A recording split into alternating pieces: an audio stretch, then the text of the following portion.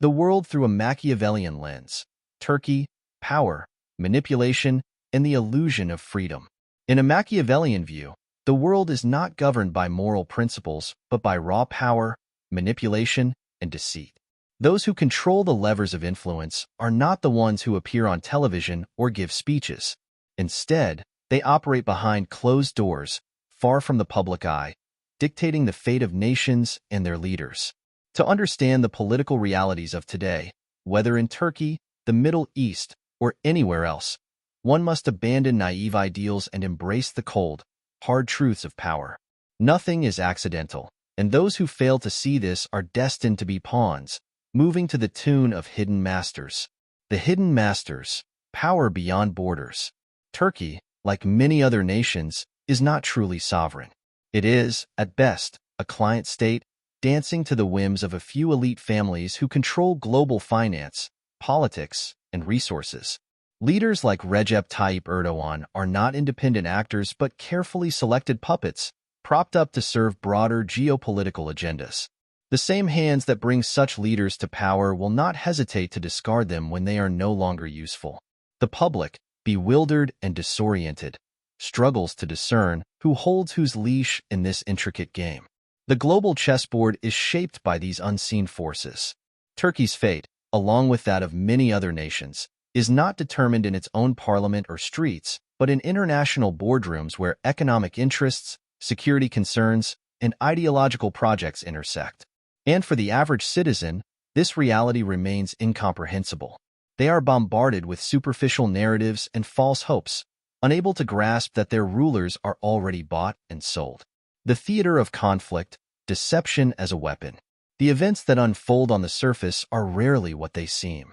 The notion that 5 commandos could casually infiltrate one of Turkey's most secure installations, Tusa, without insider complicity defies belief. Such sensitive sites, theoretically fortified against even a sparrow, became a playground for invaders. But the real failure lies not only with the incompetent security personnel, but with the decision-makers who placed them there. In the Machiavellian framework, this is no coincidence. Every breach, every failure, suggests a hidden agenda. The same pattern can be observed in global conflicts. The Kurdish people, much like the Armenians before them, are ideal instruments for great powers. Used and discarded as convenient tools, they have been entangled in schemes from the Islamic State, ISIS crisis to today's shifting alliances. The United States and Israel, coldly calculating in their strategies, will never grant the Kurds a state of their own. Instead, they exploit their aspirations, leveraging them as disposable assets. And when they are no longer needed, they are flushed away, just like toilet paper. The illusion of resistance, controlled opposition, even moments of supposed defiance, such as Erdogan's much-publicized, one-minute outburst, amount to little more than theater. The Western powers, including Israel, continue to hold Turkish leaders firmly within their grip. Any gestures of resistance are carefully staged to maintain an illusion of independence while ensuring the underlying power structures remain intact. The public, desperate for narratives of heroism, latches onto these superficial moments, unaware that the script has been written in advance. The real prize, resources and control. At the heart of these machinations lies the unchanging pursuit of resources, oil, gas, and strategic territory. The Middle East remains a battleground not because of ideology or religion, but because of the wealth buried beneath its sands. The dream of a greater Israel, as envisioned by Theodor Herzl, intersects seamlessly with Western economic interests. The United States and Britain will continue to secure their foothold over these resources, doling out crumbs to their Kurdish allies while keeping the lion's share for themselves.